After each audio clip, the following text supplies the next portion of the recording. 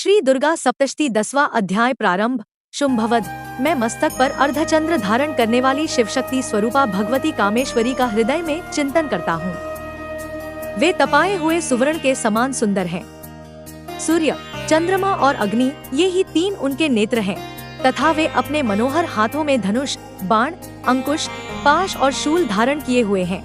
ऋषि कहते हैं, राजन, अपने प्राणों के समान प्यारे भाई निशुंभ को मारा गया देख तथा सारी सेना का सहार होता जान शुंभ कुपित होकर कहा, दुष्ट दुर्गे, तू बल के अभिमान में झूठ मूठ का घमंड न दिखा।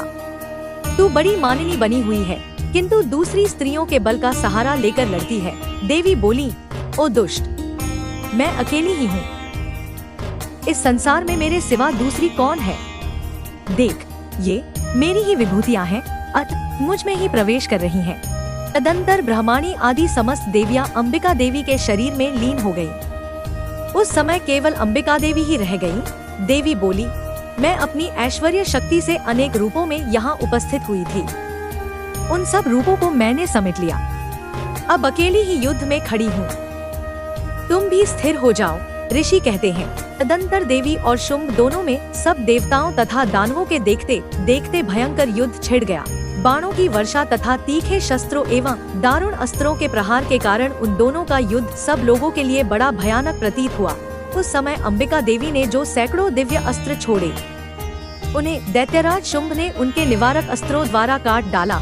इसी प्रकार शुंभ ने भी जो दिव्य अस्त्र चलाए, उन्हें परमेश्वरी ने हुंकार शब्द के उच्चारण आदि द्वारा खिलवाड़ में ही नष्ट कर डाला।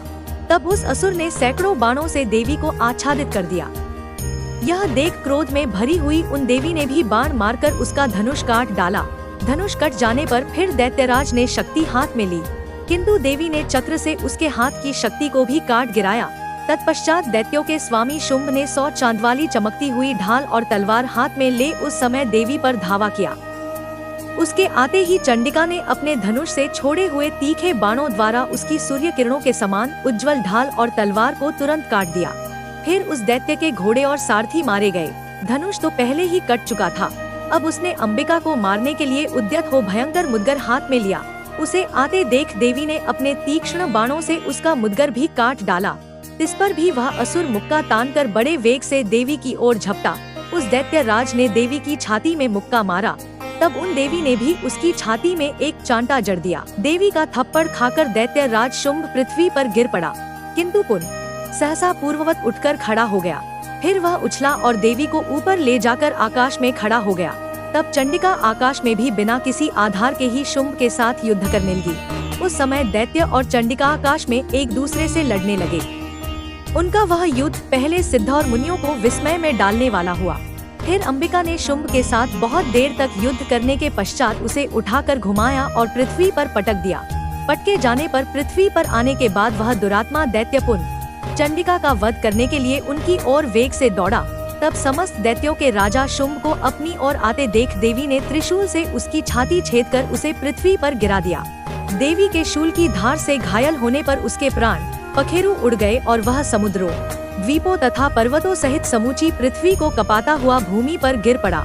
तदंतर उस दुरात्मा के मारे जाने पर संपूर्ण जगत प्रसन्न एवं पूर्ण स्वस्थ हो गया तथा आकाश स्वच्छ दिखाई देने लगा। पहले जो उत्पात सूचक मेघ और उल्कापात होते थे, वे सब शांत हो गए तथा उस दैत्य के मारे जाने पर नदियां भी ठीक मार्ग से बहने लगी। उस समय शुंभ की मृत्यु के बाद संपूर्ण देवताओं का हृदय हर्ष से भर गया और गंधर्व गण मधुर गीत गाने लगे। दूसरे गंधर्व बाजे बजाने लगे और अप्सराएं नाचने लगी। पवित्र वायु बहने लगी। सूर्य की प्रभा उत्तम हो गई। 31 अग्निशाला की बुझी हुई आग अपने आप प्रज्वलित हो उठी तथा संपूर्ण दिशाओं के भयंकर शब्द शांत हो गए। इस प्रकार श्री मार्कंडेय पुराण में सावर्णिक मनवंतर की कथा के अंतर्गत देवी महात्म्य में शुंभवध नामक 10वां अध्याय पूरा हुआ। Please like, share, subscribe and press the bell icon. Thank you for watching.